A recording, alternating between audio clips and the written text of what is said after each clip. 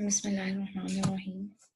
आज हम super conductors पढ़ने जा रहे हैं। इससे पहले हमने इलेक्ट्रिकल प्रॉपर्टीज पढ़ी थी, जिसमें हमने कंडक्टर्स, सेमीकंडक्टर्स और इंसुलेटर्स को डिस्कस किया था। एक नई कैटेगरी है मटेरियल्स की, जिसको सुपर कंडक्टर्स कहते हैं। आज हम वो डिस्कस करने लगे। सुपर कंडक्टर्स नाम जिसे कि शो कर रहा है, ये कुछ खास किस्म के कंडक्टर्स होंगे। तो सुपर कंडक्टर्स ऐसे सब्सटेंसेस होते हैं जिनकी रेजिस्टेंस एक खास टेम्परेचर से जब हम नीचे जाते हैं तो जीरो हो जाती है। अब रेजिस्टेंस जीरो होने का मतलब है कि करंट के फ्लो में कोई हिंड्रेंस नहीं होगी, कोई बैरियर्स नहीं होंगे। जितनी एनर्जी इलेक्ट्रॉन्स को मिलेगी उतनी ही एनर्जी के साथ वो कंडक्ट करेंगे, करंट जो है वो फ्लो करवाएंगे। ठीक है, तो स्पेशल काइंड ऑफ मटेरियल्स हैं जिनकी रेजिस्टिविटी या रेजिस्टेंस जो है खास टेम्परेचर से नीचे जब हम जाते हैं तो जीरो हो जाती है। उस टेम्परेचर को हम क्रिटिकल टेम्परेचर कहते हैं। ये ग्राफिकल रिप्रेजेंटेशन है, इसको आप देख रहे हैं। ये टेम्परेचर का एक्सेस है और ये वाई एक्सेस पर जो है आपके पास रेजिस्टिविटी है। तो आप देख रहे हैं कि आपने बैकवर्ड जाना है इस ग्राफ को पढ़ने के लिए। बैकवर्ड मतलब टेम्परेचर पे पीछे की तरफ जाना है। तो देख रहे हैं जैसे जैसे टेम्परेचर कम हो रहा है, रेजिस्टिविटी कम होती जा रही है। ठीक है, और एक खास टेम्परेचर जब क्रिटिकल टेम्परेचर आया है उसके बाद आपकी रेजिस्टिविटी बिल्कुल जीरो हो गई है, ड्रॉप होकर बिल्कुल जीरो हो गई है। तो जाहिर है जब रेजिस्टिविटी जीरो हो गई है तो कोई एनर्जी डिसिपेट नहीं होगी। ठीक है, और करंट जब एक दफा फ्लो करना शुरू कर देगा तो वो फ्लो करता ही रहेगा, क्योंकि पावर लॉस नहीं होगा, एनर्जी लॉस नहीं होगा।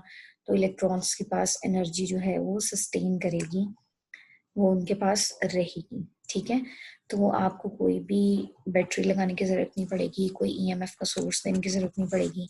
एक दफ़ा करंट फ्लो करना शुरू किया तो वो फ्लो करता रहेगा। तो ये जो है ये सुपर कंडक्टर्स होते हैं। और ये जो क्रिटिकल टेम्परेचर है ये बहुत ही लो टेम्परेचर होता है जिसको हमें अटेन करना पड़ता है।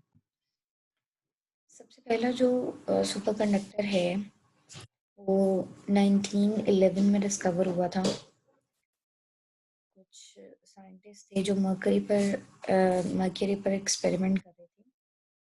टेम्परेचर लो करते गए तो उन्होंने देखा कि जब टेम्परेचर 4.2 केल्विन से रिड्यूस हुआ तो अचानक से मर्क्यूरी की जो रेजिस्टेंस है वो डिसअपेयर हो गई। तो यहाँ से जो है उन्होंने ये सुपर कंडक्टर का कॉन्सेप्ट जो है वो डेवलप करना शुरू किया था।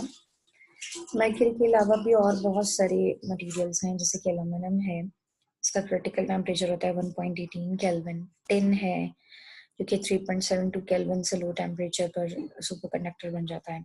इसके अलावा लेड है जो 7.2 केल्विन पर से नीचे टेम्परेचर पर सुपर कंडक्टर बन जाता है। तो इसी तरह ये लो टेम्परेचर सुपर कंडक्टर्स हैं। अब 1986 में कुछ सेरामिक मटेरियल्स जो हैं उनकी एक नई क्लास डिस्कवर की गई थी जो कि थोड़े से हाई टेम्परेचर पर सुपर कंडक्टर्स बन जाते हैं। देखिए, एक बात आप जहन में रखें कि इतने लो टेम्परेचर्स जो हैं लाइक 1.18 केल्विन, 3.72 केल्विन, इनको ऑब्टेन करना बहुत मुश्किल काम है और उस पर बहुत कॉस्ट आती है।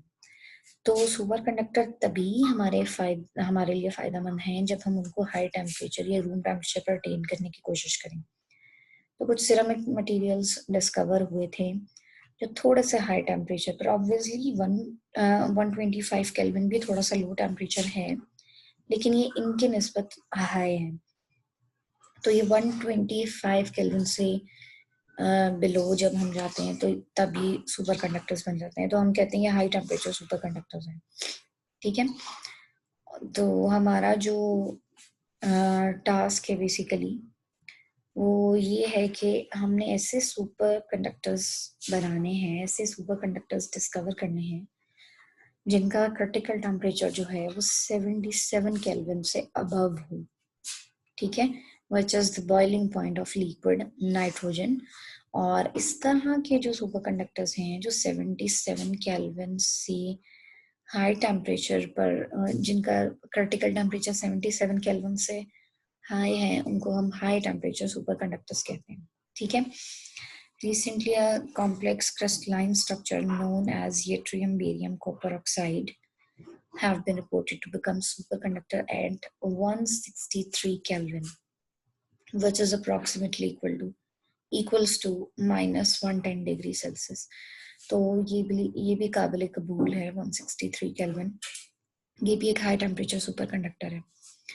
ठीक है, तो इस तरह जो है हम अभी रिसर्चेस जारी हैं जिस पर हम रूम टेम्परेचर पर सुपर कंडक्टर्स इवॉल्व करने की कोशिश कर रहे हैं, ताकि हमारे पास रूम टेम्परेचर पर ऐसे कंपोनेंट्स जो हैं मौजूद हों जिनमें पावर लॉस, एनर्जी लॉस जो है वो ज़ीरो हो, जिसकी रेजिस्टेंस ज़ीरो हो जाए और power losses, energy losses zero हो जाए, ताकि हम ज़्यादा से ज़्यादा इलेक्ट्रिसिटी ऑब्टेन कर सकें।